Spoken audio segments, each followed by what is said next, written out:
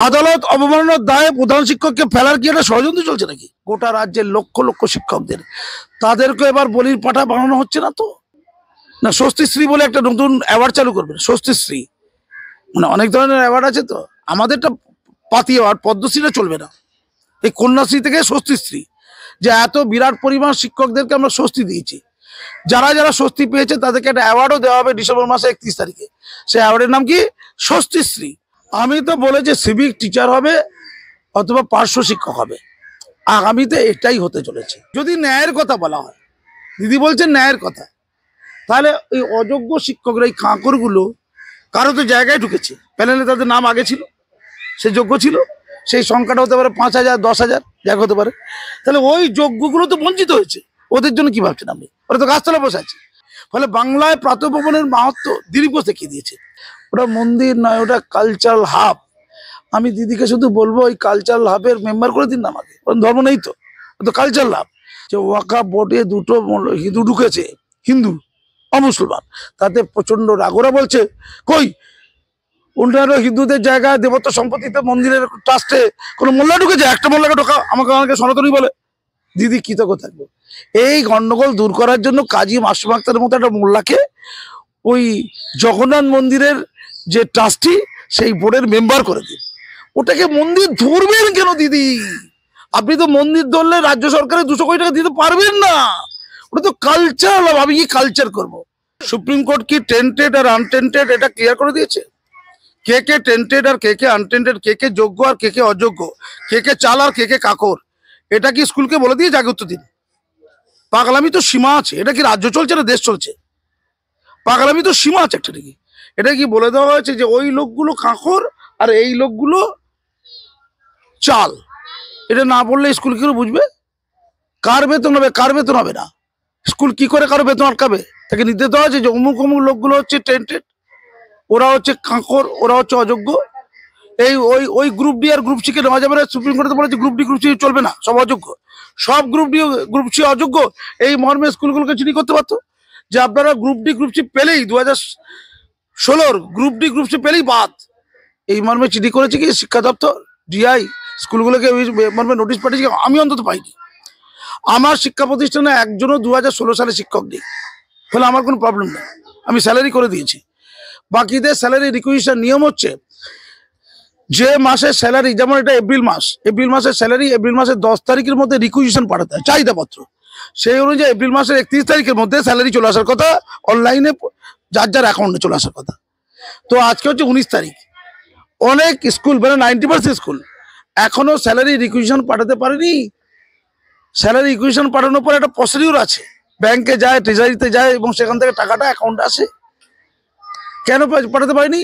কারণ এখনো পর্যন্ত তারা বুঝতে পারেনি যে কাদের স্যালারি করবে আর কাদের স্যালারি করবে না। এটা ঠিক করার দায়িত্ব কি হেডমাস্টারদের? হেডমাস্টার কি পশ্চিম ভারতবর্ষের সিবিআই? হেডমাস্টার কি ইডি? হেডমাস্টার কি স্কুল সার্ভিস কমিশন? হেডমাস্টার কি মধ্যশিক্ষা পর্ষদ? হেডমাস্টার কি পার্থ বসুর শিক্ষা দপ্তর? হেডমাস্টার কি মাননীয় মুখ্যমন্ত্রী মমতা ব্যানার্জির নবান্ন? ক্লিয়ার করুন এটা। এ তো বলির পাঠা বানানো হচ্ছে। আমি এই প্রসঙ্গে একটা কথা বলবো। আদালত অবমাননার দায়ে প্রধান শিক্ষককে ফেলার কি একটা ষড়যন্ত্র চলছে নাকি? ফলে বেতন হবে না। এ মাসের বেতনে সংকট তৈরি হতে পারে। বিলম্বিত রিকুইজিশন জমা পড়ার জন্য 31শে জুলাই এপ্রিলের মধ্যে গোটা রাজ্যের যারা সাধারণ শিক্ষক, প্রধান শিক্ষক বা শিক্ষক যাদের কোনো ডিসপিউট নেই, সেই শিক্ষক লক্ষ লক্ষ, প্রত্যেকের বেতন বিলম্বিত হয়ে যাবে না তো? বিষ জলে পড়বে না তো? এটা নিয়ে শিক্ষক সমাজ কিন্তু উদ্বিগ্ন। তাদের ইএমআই আছে, তাদের বেতন 31 তারিখে হয়, তাদের ইএমআই কাটা হয়, সেভাবে তাদের অন্যান্য খরচা ওই টাকা থেকে হয়। গোটা রাজ্যের লক্ষ লক্ষ শিক্ষকদের তাদেরকে এবার বলির পাঠা বানানো হচ্ছে না তো? এই অসুস্থতা, এই পাপের ভাগিদারি তাদেরকে করা হচ্ছে না তো? ডিআইকে যখন ফোন করে বলা হচ্ছে যে স্যার আমাদের করণীয় কি, ধরুন পোর্টালে নাম আছে, তাহলে পোর্টালে যাদের যাদের নাম আছে বলতে পারে সবাইকে আপনি সে বেতন করে দিন। তো পোর্টালে তো সকলের নাম আছে, টেন্টেডদের নাম আছে, আনটেন্টেডদের নাম আছে, যোগ্যদেরও নাম আছে, অযোগ্যদেরও নাম আছে, চালেরও নাম আছে, কাঁকড়েরও নাম আছে। তো প্রধান শিক্ষকরা বাঁচবে কি করে? এই মূল্যায়ন কি প্রধান শিক্ষকদের মূল্যায়ন? সেই ভয়ে প্রধান শিক্ষকরা কারো বেতন পাঠায়নি। যারা 2016 সালে নয়, যারা সাধারণ শিক্ষক অন্যান্য, তাদেরও বেতন অনেক স্কুল পাঠায়নি। রিকুইশন আজকে 19 তারিখ রেকর্ড, এখনো যদি রিকুইশন না যায় তাহলে স্যালারি ছাড়া শুরু হয় শেষ সপ্তাহে, অর্থাৎ এপ্রিল মাসের শেষ সপ্তাহে স্যালারি ছাড়া শুরু। কি করে হবে প্রসিডিং? এটা কত সময় লাগবে? তো এটা তো একদিন হয় না, এটা তো লম্বা প্রসেস আছে। সেই প্রসেস ক্ষতিগ্রস্ত হচ্ছে কিন্তু। আর 2025-এর এপ্রিল মাসে শিক্ষকদের, গোটা রাজ্যের শিক্ষকদের স্যালারি কিন্তু 20 বাও জলের মধ্যে পড়ে যাচ্ছে।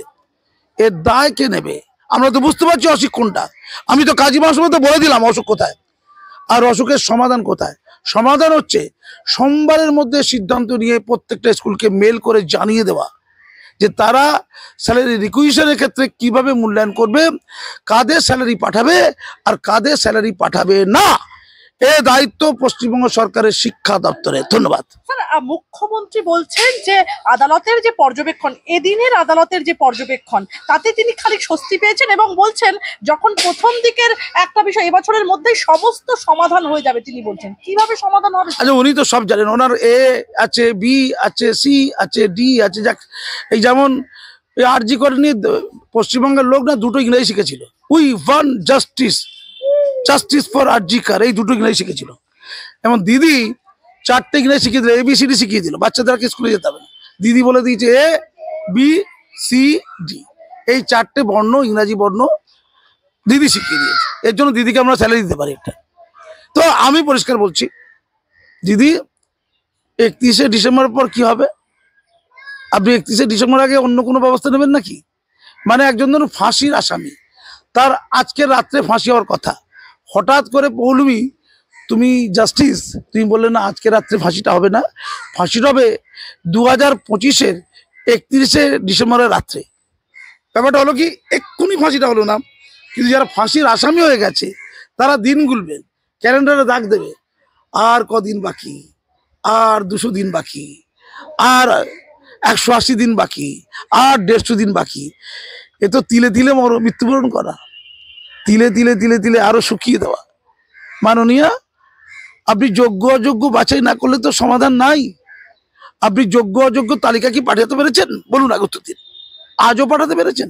একদমই। আমি এ প্রসঙ্গে একটা প্রশ্ন করবো স্যার, যোগ্য অযোগ্যদের সংখ্যা এখনো, সংখ্যা নয়, তালিকা, নামের তালিকা। তালিকা এখনো পর্যন্ত নির্দিষ্টভাবে জানা না গেলেও এর আগে আদালতে টেন্টেডদের একটি তালিকা জমা দিয়েছিল স্কুল সার্ভিস কমিশন, কিন্তু কারা স্কুলে যেতে পারবেন, কারা পারবেন না, তা নিয়ে এই মুহূর্তে প্রবল দ্বন্দ্ব। না না, অযোগ্যতার তালিকা দেওয়ার দরকার নেই তো, শুধু যোগ্যতার তালিকা দিয়ে দিই।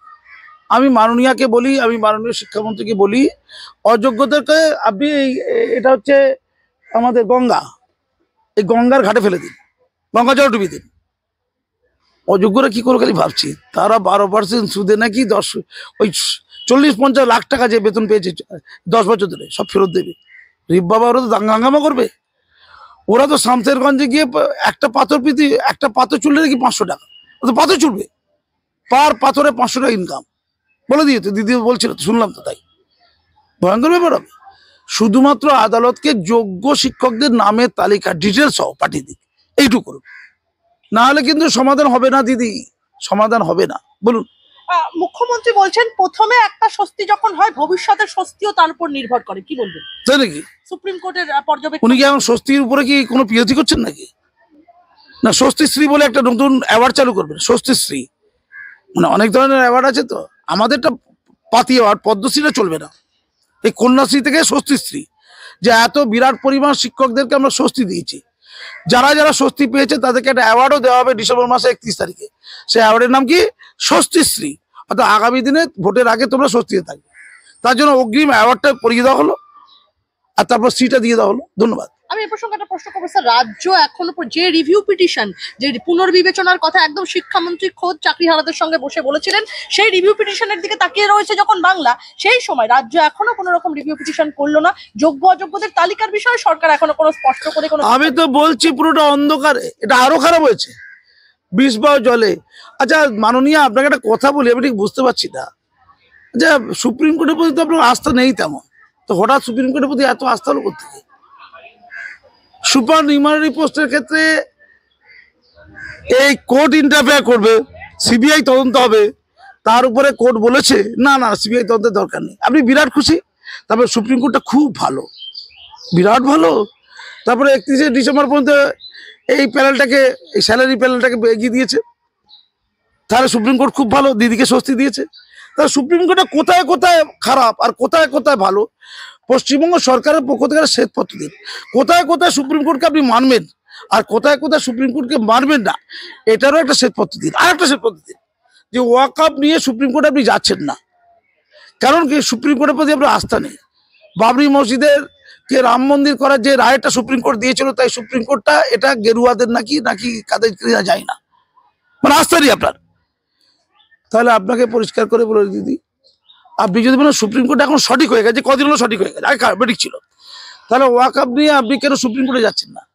সুপ্রিম কোর্ট তো ওয়াকআপ নিয়েও ইতিবাচক রায় দিয়েছে। 3টি প্রস্তাবের ক্ষেত্রে কি করা হয়েছে, নতুন করে বিবেচনা করতে বলা হয়েছে। 3টি প্রস্তাব ওয়াকআপের 3টি সংসদের উপরে প্রস্তাব দিয়েছে, যার জন্য স্থগিতাদেশ দিয়েছে। তাহলে সুপ্রিম কোর্ট তো সকলের কথা মানছে, সকলের দিকটা ভাবছে। দেশের সর্বোচ্চ ন্যায়ালয়কে আমরা সম্মান দেব না? যারা সাংবিধানিক দায়িত্বে আছে তাদের দায় নেই সংবিধানকে রক্ষা করা? সংবিধান রক্ষা করার সবচেয়ে বড় জায়গা হচ্ছে সুপ্রিম কোর্ট। আমি যদি বলি তাকেই মানি না, তাহলে তো সব গেল। ধন্যবাদ। স্যার, মুখ্যমন্ত্রী কি তাহলে কোথাও গিয়ে চাকরি বাতিল মেনে নিলেন? নিয়োগের সময় বাড়াতে আবেদন করা হয়েছিল সুপ্রিম কোর্টে, দায় স্বীকার করে তিনি কেন স্বচ্ছ যোগ্যদের চাকরি বহাল রাখার কথা বললেন? বললেন না, আসলে হবে না। আমি তো বলেছি সিভিক টিচার হবে অথবা পার্শ্ব শিক্ষক হবে, আগামীতে এটাই হতে চলেছে।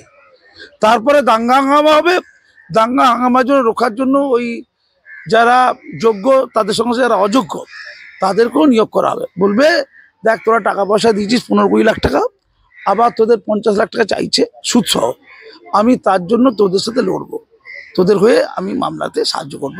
তোরা আপাতত আমার লক্ষ্মী সোনা বাছা, তোরা একটু আমাদের পার্শ্ব শিক্ষক হিসাবে তোমাদের ট্রিট করে দিচ্ছি,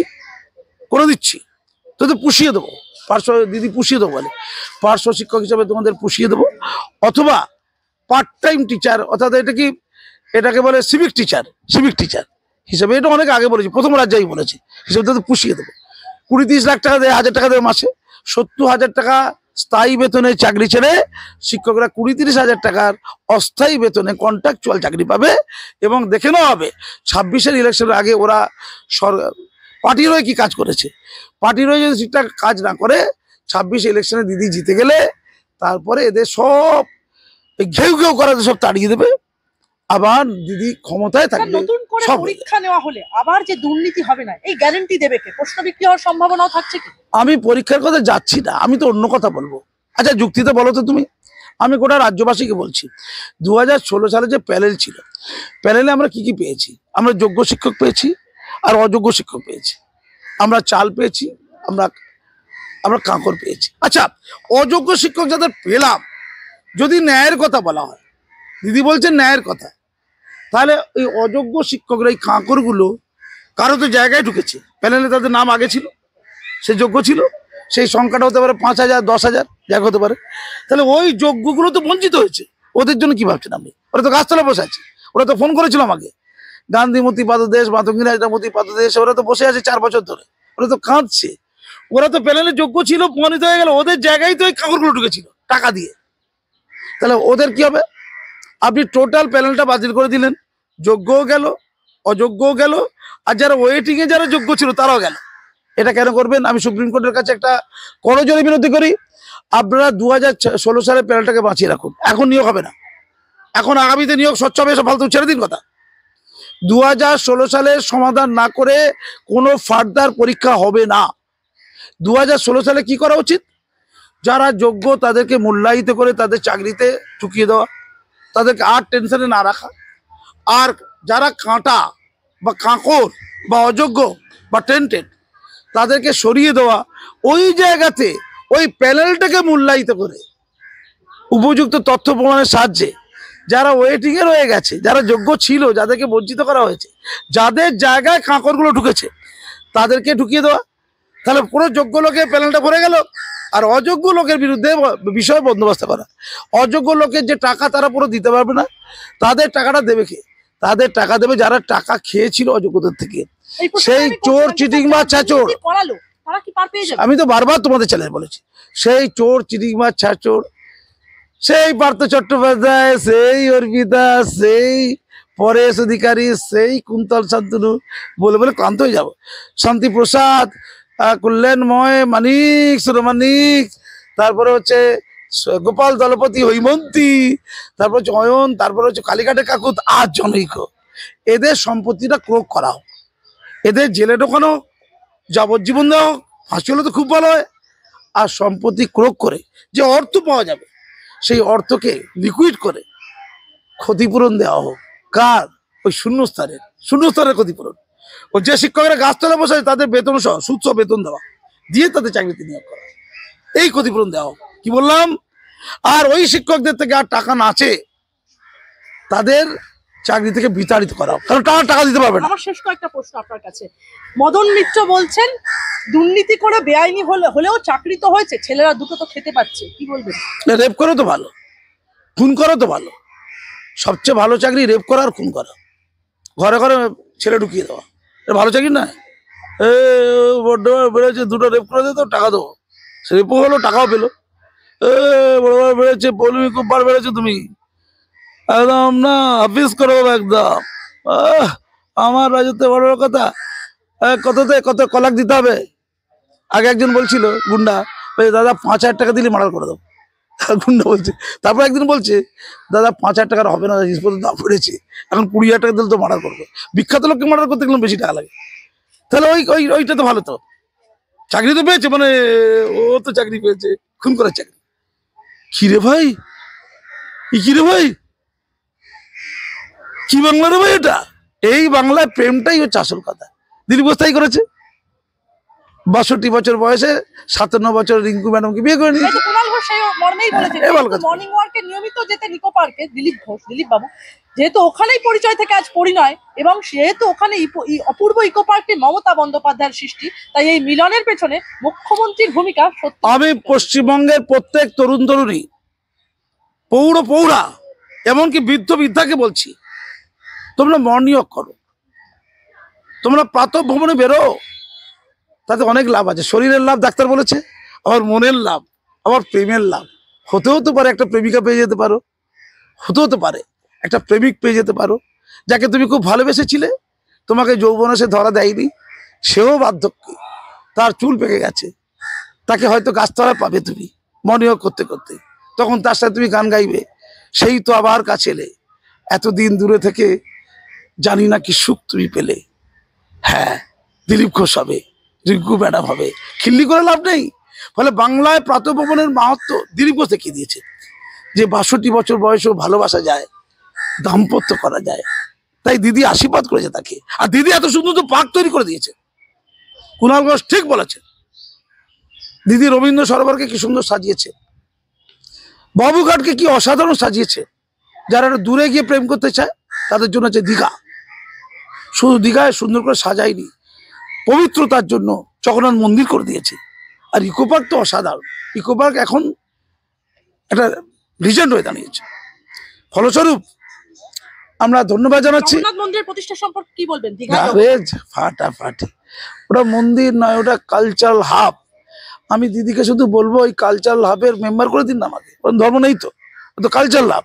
তাহলে আমি এই ওয়াকাফের লোকদের বলতে পারবো যে ওয়াকাফ বোর্ডে দুটো হিন্দু ঢুকেছে, হিন্দু অমুসলমান, তাতে প্রচন্ড রাগ। ওরা বলছে কই অন্যান্য হিন্দুদের জায়গায় দেবত্ব সম্পত্তিতে মন্দিরের ট্রাস্টে কোনো মোল্লা ঢুকেছে? একটা মোল্লাকে ঢোকা, আমাকে সনাতনী বলে। দিদি কৃতজ্ঞ থাকবো, এই গন্ডগোল দূর করার জন্য কাজী মাসুম আক্তারের মতো একটা মোল্লাকে ওই জগন্নাথ মন্দিরের যে ট্রাস্টি সেই বোর্ডের মেম্বার করে দিন। ওটাকে মন্দির ধরবেন কেন দিদি? আপনি তো মন্দির ধরলে রাজ্য সরকারের 200 কোটি টাকা দিতে পারবেন না, ওটা তো কালচার। আমি কি কালচার করবো? সারে গা মা পা ধা নিশা এসব করবো। ধন্যবাদ। আমার শেষ 3টে প্রশ্ন আপনার কাছে। কল্যাণ বন্দ্যোপাধ্যায় তিনি দিলীপ ঘোষকে উল্লেখ করে বলছেন যে দিলীপ ঘোষ যে পেশি আস্ফালন করতে নিকো পার্কে, এবার থেকে সেটা বাড়িতে করবেন, কি বলবেন?